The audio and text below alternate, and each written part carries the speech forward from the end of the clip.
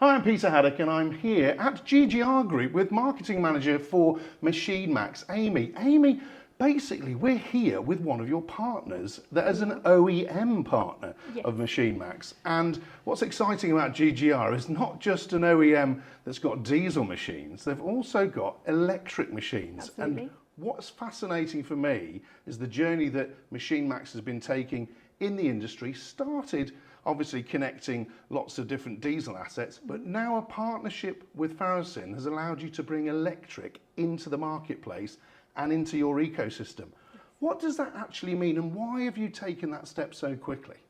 Well, I think for us, we like to think of ourselves as innovative, and we like to think that we're looking to the perfect end of where we want to get to in construction. And I'm not saying that the perfect end is completely electrifying machinery, but they are a very logical, very necessary next step for us to help our customers achieve their net zero goals, for us to help bring down emissions in the industry. So it made perfect sense to partnership with Flannery, who delivered the first electric telehandler into the UK, or I think actually the world, they say.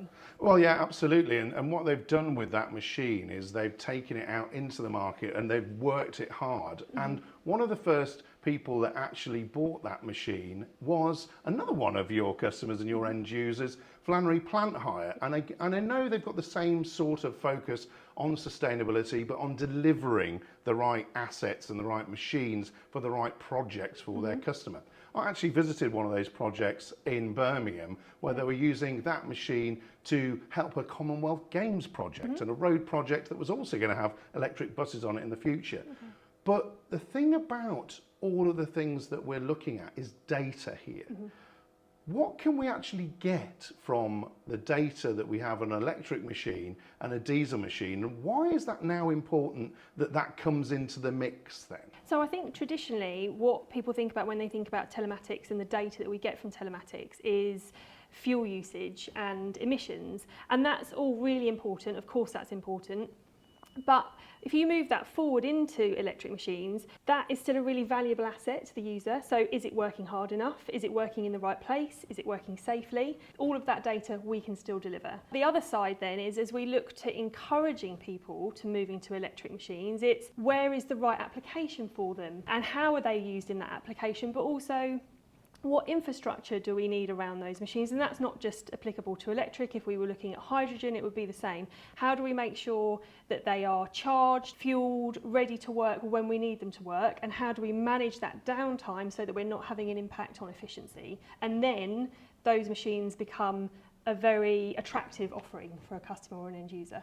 And what's interesting about what you do in general terms, and I've seen it working with Flannery and Plant Force actually, is that you help people understand the fleet match depending upon the application. And it's just the same process when you talk about electric machines. So do I need one or two? What's the size of the battery or the capability that I need? And also what are the applications? So have I got the right attachments? But it's actually saying how do we fleet match electric as part of a mix as well, not just as a standalone unit. Yeah, absolutely. They need to be, as with everything, everything should be integrated. Integration is probably our quickest step to success. So I think, rather than thinking of them as a unique special asset that needs to come out at certain points, they just need to be part of our everyday. People are confident in using them, because I think that's the other thing that sometimes is a bit of a barrier, is a nervousness or an expectation, much like we've seen with electric vehicles. If you'd said to people 4 years ago there's going to be a fleet of electric vehicles for you to drive around in, everyone would have said, how do I charge them? How do I manage a long journey? Whereas now that's becoming part of normality, and I think data is probably a really important part of helping customers realise that they can be part of the norm. An electric mix is nothing to be scared of. And I think what's interesting about the data, and I've seen this a lot now, folks, is actually we are not collecting data for data's sake, because one, we're using that information to look about efficiency, productivity, to look about the project, but also people, particularly clients of Flannery, when they're looking with tier 1 contractors, are demanding that information to manage their CO2 emissions and to actually take the electric use, take the electric productivity efficiency and the diesel and all put that into one dashboard to say, what are we using? What's the the impact that we've got on that project. And that's really important, isn't it? The way that you can bring in those sort of kilowatt hours to litres of diesel. How does that translate when you're looking practically within the MachineMax space? So I think a lot of it is probably about evidencing the energy that you're using, but then also being able to evidence the responsible nature of that energy for your end user and maybe the communities that you're working in.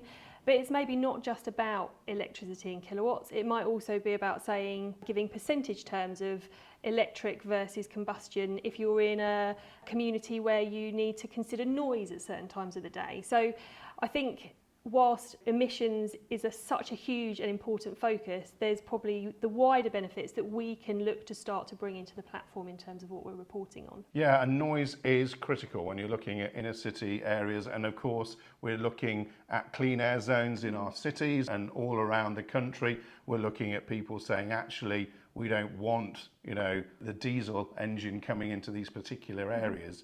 And when you talk about noise and when you're talking about usage as well, I think one of the challenges people face with the electrification is, will it work for the whole cycle that I need it to work?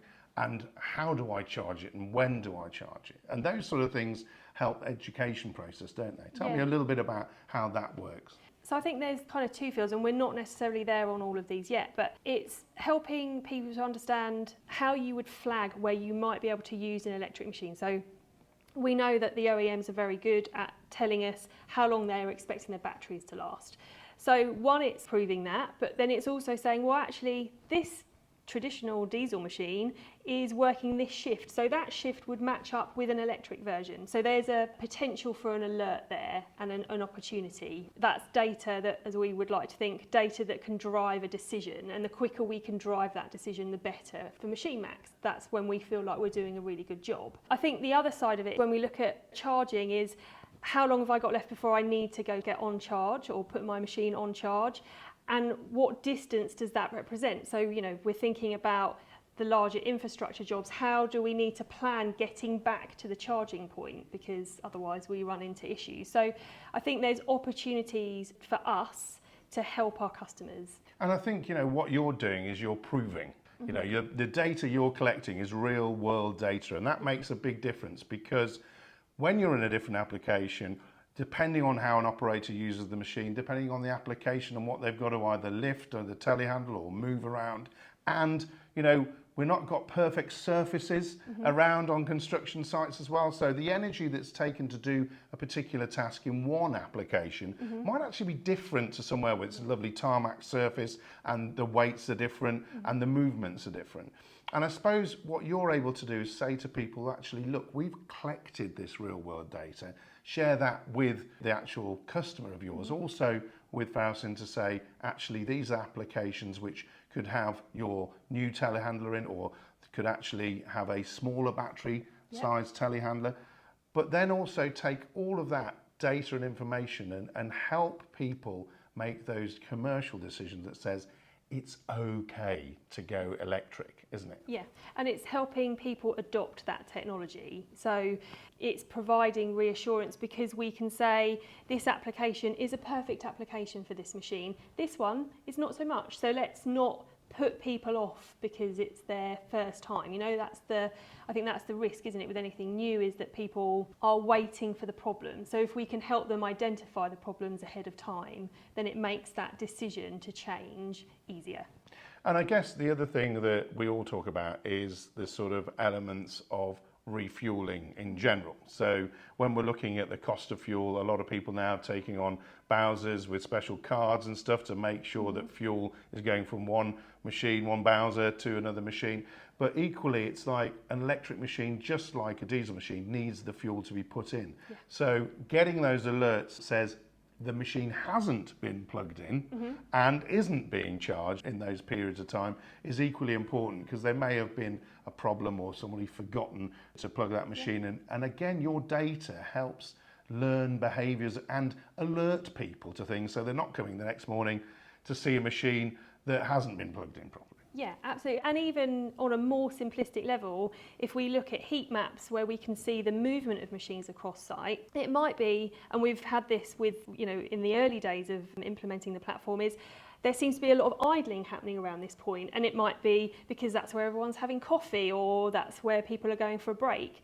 But actually, in terms of working out where to place infrastructure for charging, maybe that helps you to make a decision that there's a quick charge point there, because if machines are going to be sat there, let's plug them in, because then they're going to last longer. So there's lots of ways I think that this data can be useful. And you've just really put it all together nicely there, because what we're saying is there's an ecosystem around every construction site. So instead of trying to do something different and make it difficult for an individual with an electric or a diesel machine, try and map out the project and the site beforehand, put in that infrastructure, and actually therefore put all of the facilities that people need to use, the welfare facilities, in the same spot. Yeah. It's not rocket science, is it? But sometimes people go, well, just shove that over there and we'll shove that over here. But you're then going to be able to say, look, the efficiency gains you're getting from that, and what we've seen when people actually put a site together properly is great. And again, you're able to provide that information to people to set up a more sustainable site. Yeah. So eco cabins and solar panels, that comes into play as well, doesn't it, with that? Yeah, it does. And I think also there's a safety element there, isn't there, of if you've got people putting their machines here to charge them, but then they've got to walk across site. We all know that that's not what we want people doing. So also, to a certain extent, it can help you to manage your risk on site. So it's all about managing risk. It's all about actually managing the journey from diesel to alternative fuels. We've got electric, like you mentioned before, hydrogen's on the way, but actually making sure the right decisions are made. Yes. Not let's get an electric for electric's sake. Let's get that into the right application. And now you're collecting so much data, people can actually come to you and the GGR Group with Farrison to talk about that and learn from the behaviours of other people that are in the industry that are already adopting these machines, like Flannery, who is a bit of a trailblazer with it. So fantastic to hear about all of that stuff. Electric is one of my favourite subjects, and I really do appreciate the effort that you've gone into to partner with, the likes of Flannery and Farrison and GGR Group, who's obviously the importer. It's great to see us all getting on an alternative journey, but making sure that it's done right and gives us the efficiencies and productivities we need. Thanks very much. No, thank you very much, Peter.